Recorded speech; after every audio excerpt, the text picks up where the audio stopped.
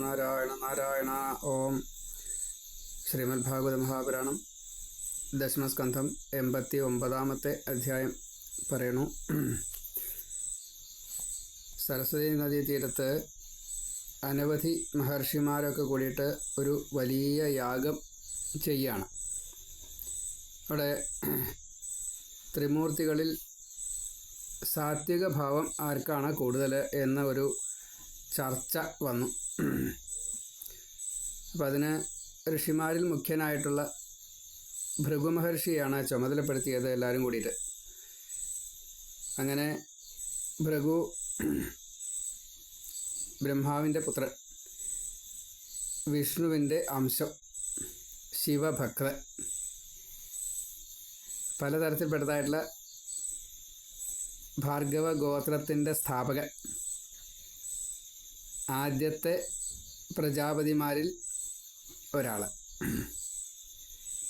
എല്ലാ കഴിവുകളും ഉള്ളതായിട്ടുള്ള ഈശ്വര തുല്യൻ. ആ ഭൃഗു മഹർഷിയാണ് ഇവിടെ ത്രിമൂർത്തികളിൽ ആർക്കാണ് സാത്വിക ഭാവം കൂടുതലുള്ളത്.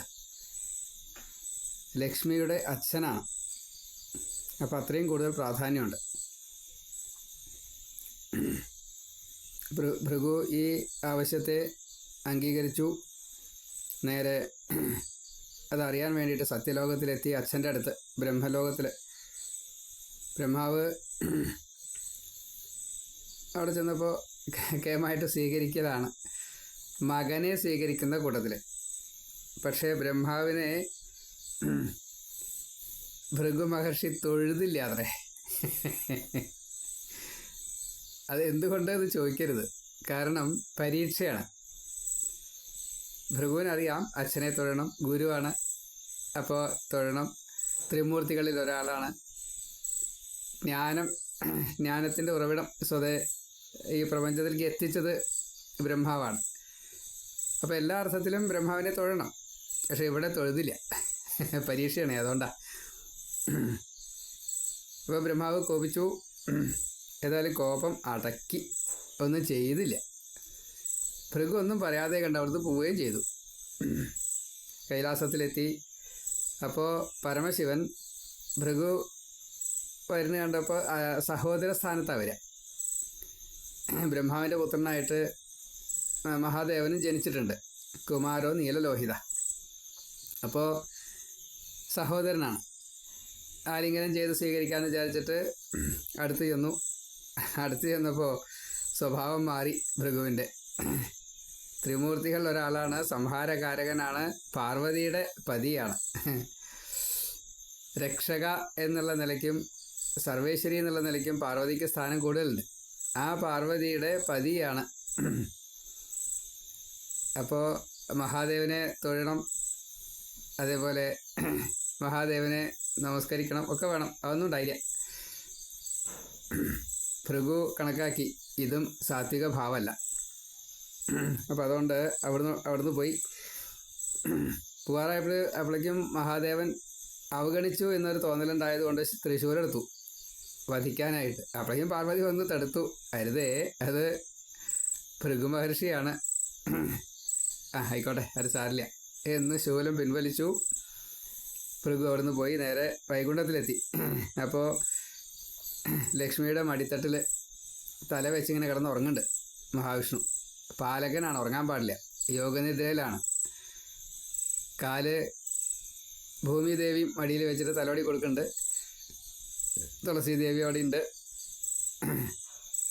എല്ലാ ദേവീദേവന്മാരും ഒക്കെ സ്തുതിച്ചു നിൽക്കുന്നുണ്ട്. അപ്പോൾ പാലകൻ ഉറങ്ങാൻ പാടില്ല. ഭൃഗു ചെന്നത് വിഷ്ണു അറിഞ്ഞില്ല. അപ്പോൾ കാല് കൊണ്ട് ഒരു ചവിട്ട്, അതും മാറത്ത്, ലക്ഷ്മി ഇരിക്കുന്ന സ്ഥലത്ത്. ലക്ഷ്മിയുടെ വാസസ്ഥാനം സ്വതേ വക്ഷസ്സിലാണ്. ഇപ്പോൾ ലക്ഷ്മി ഭഗവാന്റെ ശിരസ് മടിയിൽ വെച്ച് ആശ്വസിപ്പിച്ചു കൊണ്ടേ ഇരിക്കുകയാണ്, അതോടെ ഉറങ്ങിക്കോട്ടെ വിചാരിച്ചിട്ട്. അപ്പോഴാണ് ഈ ചവിട്ട് കിട്ടിയത്. അതോട് കൂടിയിട്ട് വിഷ്ണു വേഗം എഴുന്നേറ്റു. ഒരു ബ്രാഹ്മണനെ, ഒരു മഹർഷിയെ, ഒരു പ്രജാപതിയെ പിന്നെ അനവധി ഉണ്ട് ഭൃഗുവിൻ്റെ ക്വാളിഫിക്കേഷൻ. അതെല്ലാം കണക്കാക്കിക്കൊണ്ട് നന്നായിട്ട് സ്വീകരിച്ചു വിഷ്ണു. തെറ്റും പറഞ്ഞു. അങ്ങ് വന്നത് ഞാൻ അറിഞ്ഞില്ല, ഉറങ്ങിപ്പോയി, ക്ഷമിക്കണം. എൻ്റെ ഹൃദയം അത് കുറച്ച് കരിങ്കല്ല് പോലെയാണ്. അങ്ങയുടെ കാലാണെന്ന് വെച്ചാൽ താമരക്കാലാണ്. കാല് വേദനിച്ചോ എന്നൊക്കെ ചോദിച്ച് നല്ലോണം തലോടി കൊടുത്തു. എന്നിട്ട് പറഞ്ഞു, അങ്ങ് എന്നെ ചവിട്ടിയത് നന്നായി. ഇത് ഞാൻ എന്നും ഒരു അടയാളമായിട്ട് എൻ്റെ വക്ഷസ്സിൽ എല്ലാവരും കാണാൻ വേണ്ടിയിട്ട് ശ്രീവത്സം എന്ന പേരിലൊരു മറുകായിട്ട് ഞാൻ ഇതിനെ സൂക്ഷിക്കും. എല്ലാവർക്കും കാണാൻ പറ്റും. ബ്രാഹ്മണ നിന്ദ എന്നിൽ നിന്ന് സംഭവിച്ചുവോ അതിന് കിട്ടിയുള്ള ശിക്ഷയല്ലേ. ബ്രാഹ്മണരുടെ പാദത്തെ ആശ്രയിക്കണം. ഇങ്ങനെ അനവധി നിയമങ്ങളെ അവിടെ പറയുകയും ചെയ്തു. അതുകൊണ്ട് ഇനി ഞാൻ എന്ത് ചെയ്യണം, അങ്ങയ്ക്ക് വേണ്ടിയിട്ട് എന്താ ചെയ്തു തരേണ്ടത് എന്ന് ചോദിച്ചു. മാത്രമല്ല എൻ്റെ പത്നി ലക്ഷ്മി അങ്ങയ്ക്ക് പുത്രിയായിട്ട് വരും. എന്നും എൻ്റെ വക്ഷസ്സിൽ ലക്ഷ്മി ഇരിക്കുന്നുണ്ട്. ആ ലക്ഷ്മിയുടെ അടുത്തായിട്ട് ഈ ശ്രീവത്സം എന്നുള്ള മറുകും അങ്ങയുടെ തൃപ്പാദം അതും അവിടെ ഞാൻ കാണിക്കും എന്നെല്ലാം പറഞ്ഞു. അപ്പോൾ ഭൃഗു വന്ന പോലെയോ ചവിട്ടിയ പോലെയല്ല. ഭൃഗു കരഞ്ഞു. ഈ മഹാവിഷ്ണു ഇത്രയും കൂടുതൽ സാത്വികനാണെങ്കിൽ ആ മഹാവിഷ്ണുവിൻ്റെ ഭക്തൻ തന്നെയാണ് ഞാൻ. എത്രത്തോളം മനസ്സുകൊണ്ട് ഭഗവാനെ എന്തൊക്കെ സ്തുതികളാ സ്തുതിച്ച് ചോദിച്ചാൽ നിശ്ചയില്ല. പക്ഷെ ഒന്നും പുറമേക്ക് നടിച്ചില്ല. കാരണം ഇവിടെ വന്ന ലക്ഷ്യം അതല്ല, അതുകൊണ്ടാണ്. അപ്പോൾ അതുകൊണ്ട് മിണ്ടിയില്ല. നല്ലോണം സ്തുതിച്ചതിൻ്റെ ശേഷം ഭഗവാനോട് പോലും പറയാതെ കണ്ട് അവിടുന്ന് യാത്രയായി. വീണ്ടും ഈ സരസ്വതി തീരത്തെ യാഗശാലയിൽ വന്നു. ആ വലിയ സദസ്സിനോട് 3 ദിക്കിലും പോയിട്ട് നടന്ന സംഭവങ്ങളൊക്കെ വിസ്തരിച്ച് പറഞ്ഞു. അപ്പോൾ അവിടെയുള്ള എല്ലാ ജ്ഞാനികളും ഭക്തന്മാരും വിഷ്ണുവിൻ്റെ ഭക്തന്മാരായി വിഷ്ണുവിനെ സാത്വികമൂർത്തിയായിട്ട് അംഗീകരിച്ചു. ഐശ്വര്യങ്ങൾക്കും 6 ഭഗങ്ങൾക്കും ഈശ്വരനായിട്ടുള്ള ആ ഭഗവാൻ സർവത്തിലും മീതെ തന്നെയാണ്, ബ്രഹ്മാവസ്ഥയിൽ തന്നെയാണ്, സാത്വികമൂർത്തിയാണ്, ബ്രാഹ്മണർക്ക് പ്രിയപ്പെട്ടവരാണ്. എല്ലാവരും വിഷ്ണുവിനെ ഭജിക്കുന്നു. മുക്തിദായകനായിട്ടുള്ള ജ്ഞാനദായകനായിട്ടുള്ള സച്ചിദാനന്ദ സ്വരൂപിയായിട്ടുള്ള ഭഗവാനെ എല്ലാവരും നമസ്കരിച്ചു. എല്ലാവരും വിഷ്ണു ഭക്തന്മാരായിട്ട് മാറി. ഈ കഥ ആരാണോ കേൾക്കുന്നത് അവർക്ക് സംസാര ഭയം പോലും ഉണ്ടാവില്ല എന്ന് അതിൻ്റെ ഫലശ്രുതി. അത് പറഞ്ഞതിന് ശേഷം പിന്നീട് പറയണത്, ദ്വാരകയിൽ ശ്രീകൃഷ്ണൻ 16,008 പത്നിമാരും അവരുടെ പുത്രന്മാർ, പരമ്പരകൾ, പൗത്രന്മാർ, പ്രപൗത്രന്മാർ, അവരുടെയൊക്കെ പരമ്പരകൾ, ഇങ്ങനെ വലിയ ഒരു ത്രിലോകി ഗൃഹസ്ഥനായിട്ടിങ്ങനെ എല്ലാവർക്കും ഈശ്വരൻ എന്നുള്ള നിലയ്ക്ക് വസിച്ചു കൊണ്ടിരിക്കുകയാണ്. ഭൂലോകം വൈകുണ്ഠമാക്കി. അങ്ങനെയാണ് ദ്വാരക. ആ ദ്വാരകയിൽ ഒരു ബ്രാഹ്മണൻ്റെ മകൻ ജനിച്ച വഴിക്ക് അങ്ങോട്ട് മരിച്ചു. അവിടെ ദ്വാരകയിലെ പ്രത്യേകത എന്താ വെച്ചാൽ വൈകുണ്ഠമാണെന്ന് പറഞ്ഞല്ലോ. 100 യോജന വിസ്താരത്തിൽ 9 ലക്ഷം കൊട്ടാരങ്ങളുള്ള ആ വൈകുണ്ഠത്തിലെ ഒരു തരി മണ്ണാണ് ഈ ദ്വാരകയായിട്ട് ഇത്രയും ബൃഹത്തായിട്ട് ഉണ്ടാക്കിയത്. അവിടെ വിശപ്പില്ല, ദാഹമില്ല, സർവകാല സുഖാവഹം ആണ്. ഷഡ്വൈരിയില്ല, ഷഡൂർമിയില്ല, ഷഡരിയില്ല, ഒന്നുമില്ല. ചീത്തകളൊന്നും അവിടെ ഇല്ല. അവിടെയാണ് ഒരു ബ്രാഹ്മണന് തൻ്റെ മകൻ ജനിച്ച സമയത്ത് മരിക്കണത്. അങ്ങനെ സംഭവിക്കില്ല അവിടെ. എന്നിട്ട് സംഭവിച്ചു എന്ന് പറയുകയാണ്. അപ്പോൾ ബാലമരണം അത് കുറച്ച് രാജ്യത്തിനും രാജാവിനും ബ്രാഹ്മണർക്കും മാത്രമല്ല മറ്റെല്ലാ കാര്യങ്ങൾക്കും, മഴ തൊട്ടുള്ള ഒരു കാര്യങ്ങളും പിന്നെ നേരെയാവില്ല എന്നാണ് പറയുക. അത് ബ്രാഹ്മണ ബാലൻ്റെ മരണമാണെന്ന് വെച്ചാൽ പറയും വേണ്ട. ആ ഉണ്ണിയുടെ ജഡം അതെടുത്തിട്ട് ദ്വാരകയിലെ മുമ്പിൽ ആ ഗോപുരത്തിൻ്റെ മുമ്പിൽ കൊണ്ടുവന്ന് കിടത്തി. എന്നിട്ട് കുറേ സങ്കടം പറഞ്ഞു. പിന്നെ രാജാക്കന്മാരെ കുറച്ച് ചീത്ത പറഞ്ഞു ഈ ബ്രാഹ്മണൻ. അത് കഴിഞ്ഞ് ശ്രീകൃഷ്ണനെ അതേപോലെ ക്ഷത്രിയ ധർമ്മത്തെ ഒക്കെ നന്നായിട്ട് തന്നെ പുകഴ്ത്തുകയും എന്നാൽ കുറച്ചൊരു വിശകലനം ചെയ്യുകയും ചെയ്തു. മാത്രമല്ല കുറച്ചൊരു അധിക്ഷേപിക്കുകയും ചെയ്തു. ഭഗവാൻ ഈ കാര്യങ്ങളൊക്കെ അറിയുകയും ചെയ്തു, കേൾക്കുകയും ചെയ്തു. പക്ഷേ ഒന്നും മിണ്ടിയില്ല. ഭഗവാൻ എന്ന് മാത്രമല്ല ഒരാളും ഗൗനിച്ചില്ല. ദ്വാരകയിൽ ഒരു ബ്രാഹ്മണന് ഏതെങ്കിലും തരത്തിലൊരു കുറവ് വരാൻ പാടില്ല, വരൂല്ല. അപ്പോൾ ഇത് എന്തുകൊണ്ട് വന്നു? അതാ ബ്രാഹ്മണൻ്റെ ദോഷമാണ്. ഇങ്ങനെ ആ ദ്വാരകയിലുള്ള ജനങ്ങൾ മുഴുവനും കണക്കാക്കിയുള്ളൂ. ഒരാൾക്ക് മാത്രം ഇങ്ങനൊരു ദുഃഖം വരച്ചാൽ, ഇവിടെ കൃഷ്ണനുണ്ട്, രാമനുണ്ട്, അനിരുദ്ധനുണ്ട്, പ്രദ്യുമ്നുണ്ട്, പിന്നെ ഈ രുക്മിണി തൊട്ടുള്ള 16,108 മഹാലക്ഷ്മിമാരുണ്ട്. അവരൊക്കെ അവിടെ ഉള്ള സമയത്ത് ഇങ്ങനെ ഒരു അകാല മൃത്യോ അപമൃത്യോ സംഭവിച്ചു വെച്ചാൽ അത് ആ വ്യക്തിയുടെ ദോഷമാണ്. അത് ഈശ്വരന്മാർ തീർത്തോളും എന്നേ എല്ലാവരും കരുതിയുള്ളൂ. ദ്വാരകയ്ക്ക് നെഗറ്റീവ് ഇല്ലാത്തതുകൊണ്ടാണ് അങ്ങനെ സംഭവിച്ചത്. ഇവരും ഈ ദേവാംശങ്ങളുണ്ടല്ലോ, ഈ ദേവാംശങ്ങൾ ആരും അതിനെ ഗൗനിച്ചില്ല. ഭഗവാന്റെ സൂത്രാണേ. അങ്ങനെ ബ്രാഹ്മണന് ക്രമേണയായിട്ട് എല്ലാ കൊല്ലവും ഒരു ഉണ്ണി എന്ന നിലയ്ക്ക് ഉണ്ടാവും. ഉണ്ടായ കുട്ടി മരിക്കും. ഇങ്ങനെ 9 കുട്ടികളും ഈ ഗോപുരദ്വാരത്തിൽ കൊണ്ടുവന്ന് കടത്തപ്പെട്ടു. ജഡം അങ്ങനെ എപ്പോഴും കൃഷ്ണനെയും ഒക്കെ കുറ്റം പറയുകയും ചെയ്യും. രാജാക്കന്മാരെയൊക്കെ കുറ്റം പറയും. അവിടെ നിന്ന് തിരിച്ചു കൊണ്ടു. ഇങ്ങനെയാണ് പതിവ്. അങ്ങനെ 9ാമത്തെ ഈ ഉണ്ണി മരിച്ചിട്ട് ഗോപുരദ്വാരത്തിൽ വന്നിട്ട് ഇങ്ങനെ ചീത്ത പറയുമ്പോൾ ക്ഷത്രിയരെ വല്ലാതെ കണ്ട് ദുഷിച്ച് പറഞ്ഞു, രാജാവ് നന്നല്ല, ബ്രാഹ്മണരെ രക്ഷിക്കുന്നില്ല. അപ്പോൾ ക്ഷാത്രധർമ്മത്തെ നിഷേധിച്ച് സംസാരിച്ചു കൊണ്ടിരിക്കുന്നത് ആ സമയത്ത് അർജുനൻ അവിടെ കൃഷ്ണനെ കാണാൻ വേണ്ടി വന്നായിരുന്നു. കൃഷ്ണൻ ഇത് കേൾക്കുന്നുണ്ട്, അർജുനൻ ഇത് കേൾക്കുന്നുണ്ട്. കൃഷ്ണൻ പ്രതികരിക്കണില്ല. അപ്പോൾ അർജുനൻ കണക്കാക്കിയത് എന്താ വെച്ചാൽ, ഈ കൃഷ്ണ നിഷേധം അതിന് കൃഷ്ണൻ നേരിട്ട് ഇടപെടണ്ട വിചാരിച്ചിട്ടാവും. എന്നാൽ ഞാൻ ഇടപെടാം എന്ന് വിചാരിച്ച് അർജുനൻ അവിടേക്ക് ചെന്നു. അർജുനൻ ആ ബ്രാഹ്മണനോട് പല കാര്യങ്ങളും ചോദിച്ചു, പറഞ്ഞു. ബ്രാഹ്മണ, ഇവിടെ ക്ഷത്രിയരില്ല, നിങ്ങളൊക്കെ ബ്രാഹ്മണർ. അതേപോലെ ഇവിടെ ക്ഷത്രിയ വേഷക്കാരേ ഉള്ളൂ. രാജാധികാരമില്ലാത്തതുകൊണ്ട് ക്ഷത്രിയരല്ല, ഇവർ യാദവരല്ലേ. അപ്പോൾ അവർക്കതില്ല, അധികാരമില്ല. അങ്ങ് ഇപ്പോഴത്തെ കാര്യം ഇങ്ങനെ സംഭവിച്ചു പോയി. ഇതുവരെ എന്താ സംഭവിച്ചത് എനിക്കറിയില്ല. എന്തായാലും അടുത്ത തവണ ഇതുപോലെ ഉണ്ടാവുകയാണെങ്കിൽ ഗർഭമുണ്ടായാൽ പറഞ്ഞോളൂ. ഭാര്യയ്ക്ക് ഗർഭം ഉണ്ടായിച്ചാൽ പറഞ്ഞോളൂ, ഞാൻ രക്ഷിച്ചോളാം, സത്യം. ഇങ്ങനെ സത്യം ചെയ്ത് കഴിഞ്ഞപ്പോൾ ബ്രാഹ്മണൻ അർജുനനെ ഒന്നല്ലോ നോക്കി.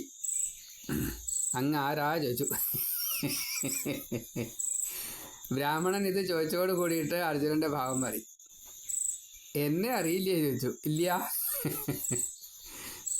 ഞാൻ ഗാണ്ഡീവധാരി മധ്യമ പാണ്ഡവൻ അർജുനൻ. പാശുപതം മഹാദേവനിൽ നിന്ന് സ്വീകരിച്ചിട്ടുണ്ട്. യോഗ്യതകൾ ധാരാളമായിട്ട് പറഞ്ഞു. അതുകൊണ്ട് എന്താ കാര്യം ചോദിച്ചു. അല്ല, ഞാൻ രക്ഷിച്ചോളാം. ഈ കൃഷ്ണനും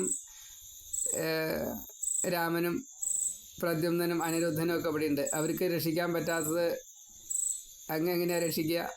ഇവിടെ എത്ര അമ്മമാരുണ്ട്, ദേവിമാരുണ്ട്, അവരൊന്നും രക്ഷിക്കാൻ പറ്റാത്തത് അങ്ങ് എങ്ങനെയാണ് രക്ഷിക്കുക? ഞാൻ അങ്ങയുടെ ഉണ്ണിയെ രക്ഷിച്ചോളാം, സത്യം.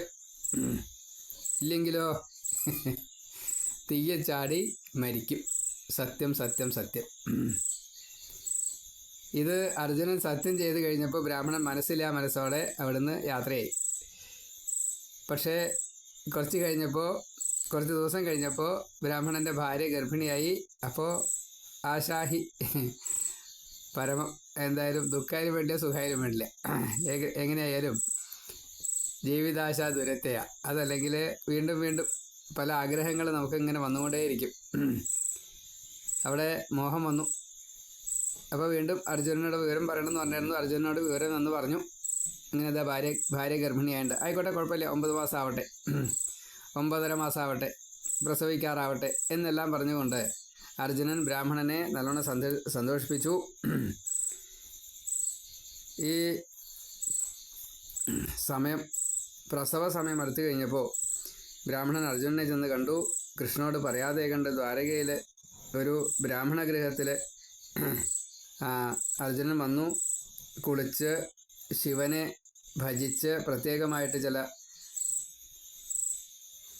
ഐശ്വര്യങ്ങളോ അല്ലെങ്കിൽ എന്തൊക്കെയാണ് വേണ്ടത് വെച്ചാൽ അതൊക്കെ മഹാദേവനിൽ നിന്നും സ്വീകരിച്ചു. കാരണം അത് രക്ഷിക്കുകയാണല്ലോ വേണ്ടത്, പല കഴിവും വേണം, എന്നാലേ ഒക്കെ പറ്റുള്ളൂ. ഏതായാലും അതൊക്കെ സ്വീകരിച്ചു. അത് കഴിഞ്ഞിട്ട് ഈ അനുവാദം വാങ്ങി അവിടെ ഒരു ശരകൂടം ഉണ്ടാക്കി. അവിടെ പ്രാണികൾക്ക് പോലും അങ്ങോട്ടും ഇങ്ങോട്ടും പ്രവേശനം അല്ലെങ്കിൽ പുറത്തേക്ക് പോലും പറ്റില്ല, ആ രീതിയിലാണ്. അങ്ങനെ പ്രവേശദ്വാരത്തിൽ ഈ ബ്രാഹ്മണൻ്റെ പത്നി പൂർണ്ണ ഗർഭിണി പ്രസവിക്കാൻ വേണ്ടിയിട്ട് അങ്ങോട്ട് കടത്തി. ദ്വാപരദ്വാരം അടച്ചു. ശരകൂടം ആണ്. അതിൽ ആ ബ്രാഹ്മണ പത്നി പ്രസവിച്ചു. കുട്ടി കരഞ്ഞു. കുട്ടി കരഞ്ഞ് കുറച്ചാണ്ട് കഴിഞ്ഞപ്പോഴേക്കും കുട്ടി കാണാനില്ലാണ്ടേ. എവിടേക്കാണ് കുട്ടി പോയി എന്ന് ശരീരം കാണാനില്ലാണ്ടേ. അമ്മയ്ക്ക് ആകെ പരിഭ്രമായി. അപ്പോൾ ഒരു ദാസി ഉണ്ടാവുമായിരിക്കാം. ഏതായാലും പരിഭ്രമായി അവർ കൂട്ടക്കരച്ചിലായി. കുട്ടിയുടെ കരച്ചിൽ കേൾക്കാനില്ല. അപ്പോഴേക്കും ബ്രാഹ്മണന് ഭയങ്കര ദുഃഖമായി. ഇതെന്താ ഉണ്ടായി, എന്താ സംഭവിച്ച കാര്യം അറിയാൻ വേണ്ടി ചെന്നു. അത് അറിഞ്ഞു. ജഡം പോലും കാണാനില്ല എന്ന് മനസ്സിലായി. അപ്പോൾ അർജുനോട് ചെന്നിട്ട് പറഞ്ഞു, നിന്നെ പോലെ ഒരു നപുംസക ജീവിയുടെ വാക്ക് ഞാൻ കേട്ടുല്ലോ. ഞാനാണ് സ്വതേ തെറ്റുകാരൻ. ഈ കൃഷ്ണന് കഴിയാത്ത അർജുന നിനക്ക് സാധിക്കുമോ? നീ ഒരു ദുർബുദ്ധിയല്ലേ, എൻ്റെ വിധി, അല്ലാണ്ട് എന്താ ഞാൻ പറയുക. അർജുനനെ എത്രത്തോളം ചീത്ത പറഞ്ഞു ചോദിച്ചാൽ ശരിയാ, അതൊക്കെ ചീത്ത പറഞ്ഞു ഈ ബ്രാഹ്മണൻ. ആ സമയത്ത് അർജുനൻ തൻ്റെ യോഗശക്തി കൊണ്ട് അഷ്ടദിക്പാലകന്മാർ, ദേവീദേവന്മാർ എല്ലാ ദിക്കിലും എവിടെയെങ്കിലും തൻ്റെ ഉണ്ണിയെ ഈ രക്ഷിക്കാമെന്ന് ഏറ്റതായിട്ടുള്ള ആ ഉണ്ണിയെ കൊണ്ടുപോയിണ്ടോ എന്ന് നോക്കി. യമൻ്റെ അടുത്തില്ല. ഇന്ദ്രൻ തൻ്റെ അച്ഛനാണ്, അവിടെ ഉണ്ടോ നോക്കി, എവിടെയും കാണാനില്ല. എല്ലാ ദിക്കിലും നോക്കിയിട്ടും കണ്ടില്ല എന്ന് വെച്ചിട്ടപ്പോൾ അർജുനൻ വാക്ക് പാലിക്കണം. കാരണം മരിക്കുന്നാണ് പറഞ്ഞിരിക്കണതേ. വേഗം ഒരു ഹോമകുണ്ടം പോലെ ഒരു തീക്കുണ്ട ഉണ്ടാക്കി, അഗ്നികുണ്ട്. അതിലാണ് പ്രദക്ഷിണം വെച്ചു. ആചമിക്കുക, അങ്ങനെയൊക്കെ ഒരു നിയമങ്ങളൊക്കെ ഉണ്ട്. അതൊക്കെ ചെയ്തു. ഈ ദേഹത്തെ ഹവിസാക്കിയിട്ട് ഹോമിക്കണം, അതാണ് നിയമം. അപ്പോൾ ആത്മഹത്യ ചെയ്തു എന്നുള്ള ആ ഒരു തെറ്റ് വരില്ല. സത്യപാലനത്തിന് ഇങ്ങനെ ഒരു ഇതുണ്ട്, വിധിയുണ്ട്. അപ്പോൾ അതുകൊണ്ട് അത് ചെയ്തു. അത് കഴിഞ്ഞ് പ്രദക്ഷിണം വെച്ചിട്ട് അങ്ങോട്ട് ചാടാൻ വേണ്ടി നിൽക്കുക. അപ്പോഴേക്കും കൃഷ്ണൻ അവിടെ എത്തി. അർജുനൻ്റെ കൈ പിടിച്ചു. എന്താ അർജുന ചെയ്യണത്? എന്തൊക്കെയുണ്ടായി? എന്തൊക്കെയാ വിഷയം? എന്താ സങ്കടം? പറയൂ. അപ്പോൾ ഒന്ന് നോക്കി. എല്ലാം പറയുന്നതായിട്ടുള്ള കൃഷ്ണ, എന്തിനാ എന്നെ പരീക്ഷിക്കണത്? ഇനി പറയുണ്ടായേ അതോ ഇനി ബ്രാഹ്മണനാണോ പറഞ്ഞത് നിശ്ചല. എങ്ങനെയായാലും കൃഷ്ണൻ അർജുനൻ്റെ കൈ പിടിച്ച തേരിൽ കയറൂ, പോവാ, നമുക്ക് അന്വേഷിക്കാം, വഴിയുണ്ടാക്കാം. ഏതായാലും അർജുനനെയും കൊണ്ട് തേര് ഭഗവാൻ തന്നെ തേരോടിച്ചു. അങ്ങനെ പടിഞ്ഞാട്ട് യാത്രയായി. ദാരികനൊന്നുമില്ല, അർജുനനും കൃഷ്ണൻ മാത്രമേ ഉള്ളൂ. നേരെ അങ്ങനെ പടിഞ്ഞാട്ട് യാത്രയായി. 7 കടല്, 7 ദ്വീപ്, 7 വൻകര അത് കടന്നു. ക്രമേണ ഒരു കൂരാക്കൂരി ഇരുട്ടുള്ള ഒരു സ്ഥലത്തെത്തി, ലോകാലോകം. അവിടെ എത്തിയപ്പോൾ കണ്ണ് കാണാനില്ല. അപ്പോൾ ഭഗവാന്റെ സുദർശന ചക്രം ആദ്യം വിട്ടു. എന്നിട്ട് എല്ലാ ദിക്കിലും പ്രകാശിപ്പിച്ചുകൊണ്ട് ചക്രം മുന്നിൽ, ആ പ്രകാശത്തിൻ്റെ പിന്നിൽ ഈ രഥം കൃഷ്ണനും അർജുനനും കൂടിയിട്ട് അങ്ങനെ യാത്രയായി. അങ്ങനെ വൈകുണ്ഠത്തിലെത്തി, പാലാഴി തീരത്തെത്തി. ഭഗവാന്റെ അടുത്തേക്ക് കടന്നു. രണ്ടുപേരും ആ വൈകുണ്ഠം നല്ലോണം കണ്ടു. അർജുനൻ ആദ്യമായിട്ട് കാണുകയാണ്. അപ്പോൾ എത്ര അത്ഭുതപ്പെട്ട ചോദിച്ചാൽ നിശ്ചല. അങ്ങനെ ഭഗവാന്റെ അടുത്തെത്തി, ഭഗവാനെ കണ്ടു. ഈ അനന്തപത്മനാഭനായിട്ടുള്ള നാരായണനെ എല്ലാവരും ഒരേപോലെ സ്തുതിച്ചുകൊണ്ടിരിക്കുക. ബ്രഹ്മാവിഷ്ണു മഹേശ്വരന്മാരെല്ലാവരും ഒരേപോലെ സ്തുതിച്ചുകൊണ്ടിരിക്കുന്നു. അവിടെ വേദങ്ങളുണ്ട്, ദേവീദേവന്മാരുണ്ട്, ഋഷികളുണ്ട്. ഈ പ്രപഞ്ചത്തിലുള്ള എന്തൊക്കെയാണോ വേണ്ടത് അവരെല്ലാം സ്വരൂപം സ്വീകരിച്ചുകൊണ്ട് ഭഗവാന്റെ മുമ്പിൽ, ഭഗവാന്റെ 4 പുറം എല്ലാവരും ഒരേപോലെ ഭഗവാനെ ആശ്രയിച്ചു കൊണ്ടിരിക്കുകയാണ്, സ്തുതിച്ചു കൊണ്ടിരിക്കുകയാണ്. കണ്ടപ്പോൾ വല്ലാത്തൊരു അത്ഭുതം. അവിടെ നമസ്കരിക്കുക, സ്തുതിക്കുക, കാര്യങ്ങളൊക്കെ അർജുനനും ചെയ്തു, കൃഷ്ണൻ ചെയ്തു. ഭഗവാൻ ഈ കൃഷ്ണാർജുനന്മാരെ വിളിച്ചു. നിങ്ങൾ എൻ്റെ അംശമാണ്, നിങ്ങളെ കാണണം എന്ന് എനിക്കൊരു ആഗ്രഹമുണ്ടായി, അതുകൊണ്ട് ഞാനൊന്ന് നിങ്ങളെ ഇങ്ങോട്ട് വിളിപ്പിച്ചതാണ്. അപ്പോൾ അതിനൊരു കാരണം വേണ്ടേ, അതുകൊണ്ടാണ് ഈ ബ്രാഹ്മണൻ്റെ കുട്ടികളെ ഞാൻ ഇങ്ങോട്ട് കൊണ്ടുവന്നത്, നിങ്ങൾ കൊണ്ടുപോയിക്കോളൂ. ഏതായാലും ഭൂമിയുടെ ഭാരമൊക്കെ തീർത്തുല്ലോ, അസുരവംശത്തെ മുഴുവൻ നശിപ്പിച്ചുല്ലോ. ഈ രാക്ഷസന്മാർ അസുരന്മാരാണല്ലോ മറ്റേ രാജാക്കന്മാരായിട്ട്, ദുഷ്ടരാജാക്കന്മാരായിട്ട് വന്നത്. അതേപോലെ കംസൻ തൊട്ടുള്ള ധാരാളം അസുര വർഗമുണ്ട്, യവനം തൊട്ടുള്ള അങ്ങനെ പലതുമുണ്ട്, ജലാസന്ധം തൊട്ടുള്ള അങ്ങനെ പലരും പല മനുഷ്യഭാവത്തിലുണ്ട്, രാക്ഷസഭാവത്തിലുണ്ട്, അസുരഭാവത്തിലുണ്ട്. ദുഷ്ടന്മാരെയൊക്കെ വധിച്ചുവല്ലോ, ഭൂമിയുടെ ഭാരം തീർത്തുവല്ലോ, കാര്യം നടന്നിരിക്കണം, അവതാര ഉദ്ദേശം നടന്നിരിക്കണം, ഇനി വേഗം തിരിച്ചു വന്നോളൂ എന്നെല്ലാം പറഞ്ഞ് അനുഗ്രഹിച്ചു. കുട്ടികളെയൊക്കെ കൊടുത്തു, 10 കുട്ടികളെയും കൊടുത്തു. അത് വേണ്ട രീതിയിൽ സ്വീകരിച്ചു. 2 പേരും കൂടി പോന്നു. ഇവിടെ ബ്രാഹ്മണൻ്റെ അടുത്തെത്തി. ഏറ്റവും ആദ്യം ജനിച്ചതായിട്ടുള്ള ഉണ്ണിയെ ഭഗവാൻ അർജുനന് കൊടുത്തു. അർജുനൻ അത് ബ്രാഹ്മണന് കൊടുത്തു. ബ്രാഹ്മണൻ്റെ പത്നിക്ക് കൊടുത്തു. ഇങ്ങനെ 10 ഉണ്ണികളെയും കൊടുത്തു. ഒടുക്കത്തെ ഉണ്ണിയാണ് കിട്ടിയപ്പോഴേ ആ ബ്രാഹ്മണനും ബ്രാഹ്മണപത്നിക്കും ഉണ്ടായിട്ടുള്ള സന്തോഷം അത് എത്രയാണെന്ന് ചോദിച്ചാൽ നിശ്ചലാട്ടോ. ഏതായാലും ആ ഒരു രംഗം വളരെ വിസ്തരിച്ചു. അതിനുശേഷം ഭഗവാന്റെ ഒരു പ്രീതിക്കനുസരിച്ച്, അല്ലെങ്കിൽ ഭഗവാന്റെ ഈ ഒരു ഭക്ത വാത്സല്യം, അനുഗ്രഹം അത് കിട്ടിയപ്പോൾ ആ ബ്രാഹ്മണൻ ഭഗവാനെയും ഒപ്പം അർജുനനെയും അനുഗ്രഹിച്ചു. അർജുനനെ എത്രയാണ് അനുഗ്രഹിച്ചത് ചോദിച്ചാൽ നിശ്ചല. നേരത്തെ പറഞ്ഞ ചീത്തയൊക്കെ തിരിച്ചെടുത്തു, ശാപവാക്കുകളെ മുഴുവൻ പിൻവലിച്ചു, അതൊക്കെ നിർവീര്യമാക്കി. ബ്രാഹ്മണന് പല കഴിവുകളുമുണ്ട്, അദ്ദേഹം മഹായോഗ്യൻ തന്നെ. അതല്ല വെച്ചാൽ ഈ 10 കുട്ടികളെ ഇങ്ങനെ വൈകുണ്ഠത്തിന് കൊണ്ടുവരില്ല. കൃഷ്ണൻ വൈകുണ്ഠത്ത് പോയിട്ട് കൊണ്ടുവന്ന കുട്ടികൾക്ക് ഇനി അവിടെ ഒരു ക്ഷീണം ഉണ്ടാവില്ല എന്നുള്ള ഉറപ്പല്ലേ. ആ ബ്രാഹ്മണൻ്റെ ഇത്രയും വലിയ ഒരു ഭക്തി ഭാവത്തെ, ഈശ്വരഭാവത്തെ, ഈശ്വര ആനുകൂല്യത്തെ, ഭഗവാന്റെ പ്രീതി കിട്ടിയതായിട്ടുള്ള ഭാവത്തെ ഒക്കെ വിസ്തരിച്ചു. നമുക്ക് കാണാൻ സാധിക്കും പലതും. അത് മുഴുവൻ അർജുനന് അനുഗ്രഹമായിട്ട് കൊടുത്തു. അങ്ങനെ ബ്രാഹ്മണൻ പോയി, അർജുനൻ മടങ്ങി. അർജുനൻ ചിന്തിച്ചു, എന്തുകൊണ്ട് എനിക്ക് ഇങ്ങനെ ഒരു അബദ്ധം പറ്റിപ്പോയി? ഇത് സുബദ്ധമാക്കാൻ വേണ്ടിയിട്ട് ഭഗവാൻ ഇങ്ങനെ ഒരു ലീല കാണിച്ചപ്പോഴോ, ഭഗവാൻ എന്നെ അനുഗ്രഹിക്കാൻ വേണ്ടിയിട്ട്, എൻ്റെ യശസ്സ് ഉയർത്താൻ വേണ്ടിയിട്ട്, എനിക്ക് വേണ്ടിയിട്ട് എന്തെല്ലാം ചെയ്തു തരണു. ഞാൻ കൃഷ്ണൻ്റെ അനുകമ്പയോട് കൂടിയിട്ടാണല്ലോ ഇവിടെ വസിക്കുന്നത്. മേനെ കൃഷ്ണാനുകമ്പിതം. കൃഷ്ണൻ്റെ അനുകമ്പ കൊണ്ട് മാത്രമാണ് ഞാനിവിടെ സുഖമായിട്ട് ജീവിക്കുന്നത്. ഞാൻ മാത്രമല്ല, പാണ്ഡവരൊക്കെ. അമ്മ കുന്തിദേവി കൃഷ്ണൻ്റെ അച്ചമ്മളാണ്. അപ്പോൾ അച്ചമ്മളെയും കുടുംബത്തെയും രക്ഷിക്കുന്നത്, പാഞ്ചാലിയെ രക്ഷിക്കുന്നത്, ഇതൊക്കെ ഭഗവാന്റെ ലീലയാണ്. ഭഗവാൻ ലീലാച്ചാൽ ഞങ്ങൾക്ക് ഒന്നും സാധിക്കില്ല. എന്നും ഈ ദ്വാരകാവാസികളെ സുഖിപ്പിച്ചുകൊണ്ട്, അവർക്ക് പോലും കൃഷ്ണനെ മനസ്സിലാക്കാതെ കണ്ട്, ഒരു മായ ബാധിച്ചുകൊണ്ട്, ഈ ഭൂമിയുടെ ഭാരം മുഴുവൻ തീർക്കാൻ എന്നെയും ഉപയോഗിച്ചുകൊണ്ട് കൃഷ്ണൻ്റെ ലീല. എന്നും ഈ ശ്രീകൃഷ്ണൻ എല്ലാവർക്കും എപ്പോഴും, ഇനി വരും തലമുറയ്ക്കും, അല്ലെങ്കിൽ ഞാൻ എത്ര കാലമാണോ ഈ കൽപ്പുള്ളത് വെച്ചാൽ അത്രയും കാലം ഭഗവാനെ മാത്രം ഓർത്തുകൊണ്ട് എല്ലാവരും ജീവിക്കും. ഞാനും അതേപോലെ ഇനി ഭഗവത് സ്മൃതിയോട് കൂടിയിട്ട് ജീവിക്കും. ഇങ്ങനെ ധർമ്മം നിലനിർത്താൻ വേണ്ടിയിട്ട് ചെയ്തതായിട്ടുള്ള കൃഷ്ണലീല ഓരോന്നും സ്മരിച്ചുകൊണ്ട്, ഭഗവാനെ തന്നെ സ്മരിച്ചുകൊണ്ട് അർജുനൻ്റെ യശസ്സുയർത്തിയായിട്ടുള്ള കൃഷ്ണനെയും കൂടി അവിടെ ഭാഗവതം നമുക്ക് കാണിച്ചു തരണം. നമ്മളും എപ്പോഴും ഭഗവാന്റെ കീഴിൽ, ഭഗവാന്റെ പ്രീതിക്ക് വേണ്ടിയിട്ട്